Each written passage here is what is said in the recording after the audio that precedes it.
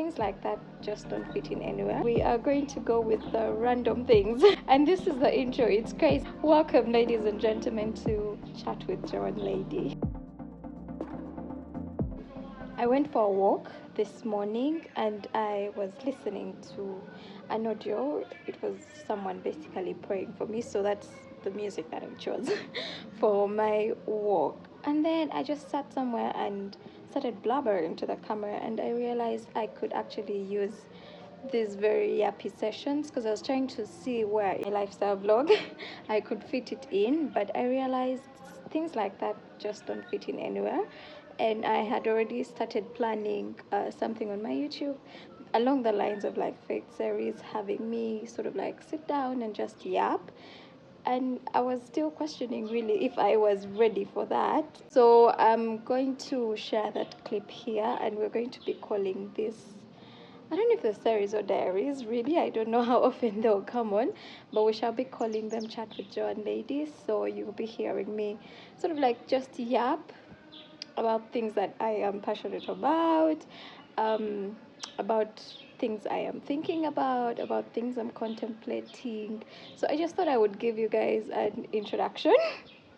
And this is the intro. It's crazy. It's not aesthetic. It's not well planned out. I had like a whole aesthetic that I wanted the faith series to look like. I had a lot really planned out, but it started random, and we are going to go with the random things. I hope you learn something from these sessions that I am going to be posting.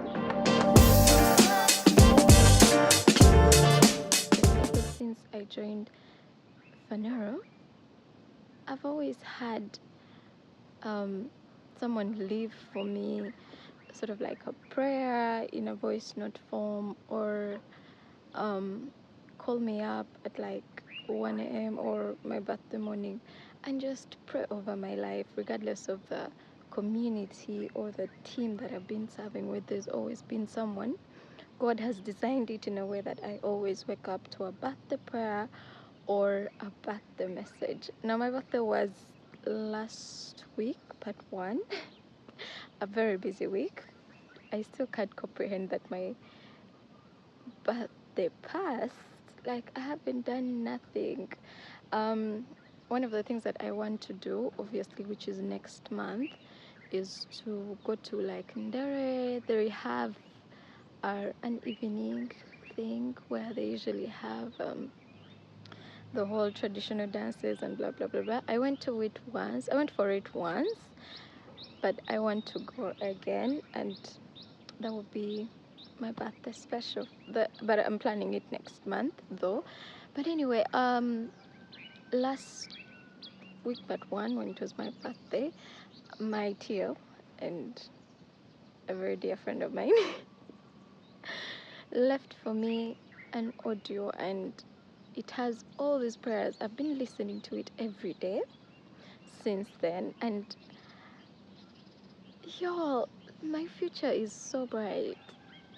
I'm beginning to have such a fear that I have a really, really bright future, and my fear is that I probably have not yet comprehended this.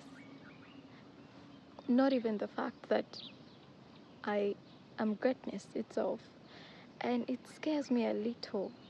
But also listening to the audio, I'm like, thank you, Jesus, because I never in a million times would have prayed such a prayer over my life, or I don't know, but I'm glad it came now. It was very timely. I did write a letter to myself, and I was supposed to open it on my birthday, but I couldn't open it. Not because I couldn't open it really, but I want to read it when I am calm, when I can comprehend what I wrote to my new self and my new age, and also because I'm getting into the habit of writing letters to myself. I started with the birthday one, but I'm going to be casually writing letters. I'll write a letter to my old self. I'll just write letters to myself because I love myself so damn much that I will be writing her love letters. So I'm supposed to be reading my letter to my new self, but I'm very, very scared. Like, what did I write to this new Joanne lady? And I keep postponing the date when I want to open it.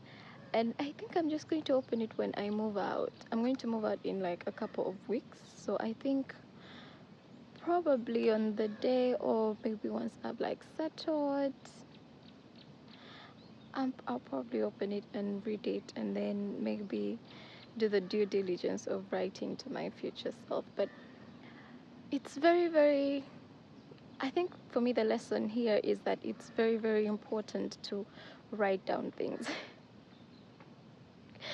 To write down things, to listen to things, to always have things that you are hearing that add to yourself. I remember in office last week, what we did is we wrote down our career aspects. Well, I did.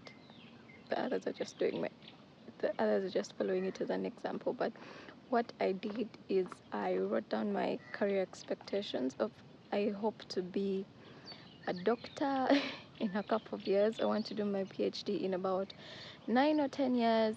So I hope to be a doctor of gender. Of gender. So I got this sticky note where I wrote my full name, how I want to be addressed, which is a global gender advocate, and then the other things that I really am interested in, like policy influencing, communications, writing. But of course I didn't put writer, I put scribe, because we're all about the fancy words anyway. So I just put it there. And then one of my colleagues at work, she is like such an artist, Kamanzi, she designed it for me in a paper, and it's just up there on my wall, just right next to me. Like if I remotely lift my head, I will see it. And I think it's just important to have these things like in your face all the time, regardless of like the time you're in, whether you're happy, whether you're sad, just to have a look at it and say, okay, this is what I want, this is what I'm hearing, and this is what is going to happen, and I'm going to make this happen, or by the grace of God, this is actually going to happen. I'm going to start preparing myself and aligning myself in this particular space that God has actually called me for. And I think that it's really, really important. It is very important. One of the verses that actually motivate me is that verse that says, write it down. Write it down. Write it down. If you can't write it down, put it in an audio. We have technology that allows us to put things in audio. So put it in an audio and listen to it every day. So that's my wisdom from this morning, Ran. Yeah. Bye.